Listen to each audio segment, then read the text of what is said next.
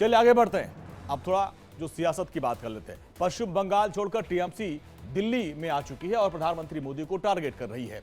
ED, CBI, NIA और income tax के खिलाफ इन्होंने मोर्चा खोल रखा है। सूबे की सीएम ममता बनर्जी 24 के रण के लिए नए नए तरह के रण छेड़े हुए हैं। क्या है ये पूरा मामला, दिखाते हैं आपको।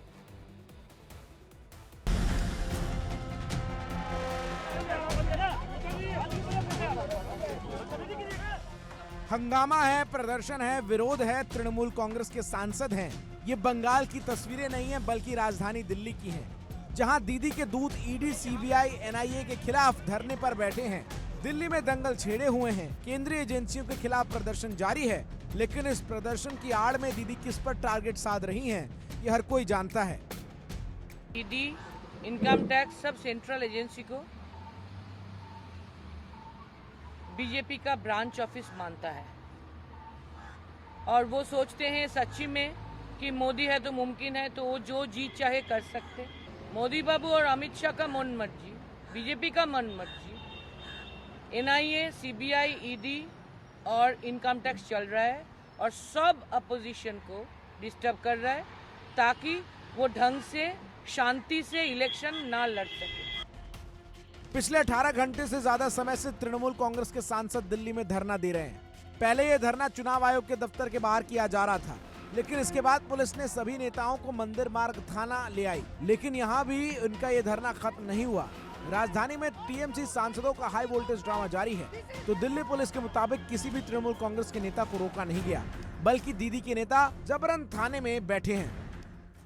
कल अनपरमिटेड प्रोटेस्ट था जो रोड ब्लॉक की थी, उसके लिए डिटेन किया गया था और मंदिर मार्ग थाने में उनको ले जाके फ्री कर दिया गया था। इवनिंग में सनसेट से पहले ही बता दिया गया था कि वो फ्री हैं, लेकिन वो अपनी इच्छा से वहाँ बैठे हुए हैं और हमने कल ही उनको फ्री कर दिया था। वो अपनी इच्छा से जब चाहें तब जा सकते हैं। कल शाम को ही उनको फ्री कर दिया गया था, वो जब चाहें तब जा सकते हैं। दीदी और केंद्रीय जांच एजेंसियों के बीच तनातनी कोई नई बात नहीं है। भर्ती घोटाला हो या फिर शारदा चिटफंड घोटाला, ईडी और सीबीआई ने तृणमूल कांग्रेस के नेताओं को कई बार शिकंजे में लिया, तो संदेश खाली में ईडी, सीबीआई ने दीदी की उलझनों को जमकर बढ़ाया।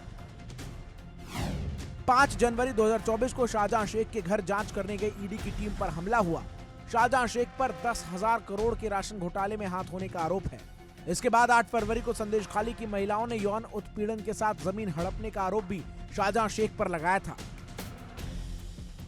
संदेश खाली वाले मामले में टीएमसी की जमकर किरकिरी हुई, तो बीजेपी का आरोप है कि दिल्ली में दीदी की दादागिरी इसी की एक वजह है।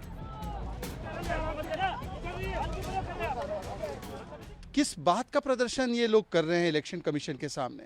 पहली बार जब कार्रवाई आतंकियों पर हो रही है, बॉम्ब ब्लास्ट करने वाले लोगों पर हो रही है, तो तृणमूल कांग्रेस उसके खिलाफ प्रदर्शन कर रही है। इसका मतलब एक बात तो स्पष्ट है ना कि जो 5 जनवरी को ईडी की टीम पर हमला हुआ या जो हाल ही में संदेश खाली 2.0 के नाम पर एनआईए की टीम पर हमला हुआ, ये दोनों ही हमले राज्य प्रायोजित, state sponsored, state orchestrated, state protected हमले थे और कहीं ना कहीं भ्रष्टाचारियों के साथ, बलात्कारियों के साथ और आतंकियों के साथ टीएमसी का हाथ आज नजर आता है। बीजेपी बंगाल में खेला करना चाहती है, लेकिन दीदी अब दिल्ली से बीजेपी पर काउंटर अटैक करने की प्लानिंग में है। ममता बनर्जी पूरी तरह से मोदी पर भड़की हुई हैं। 4 जून को 24 के नतीजे आने हैं और इतना तय है कि तब तक ये संग्राम यूं ही जारी रहेगा।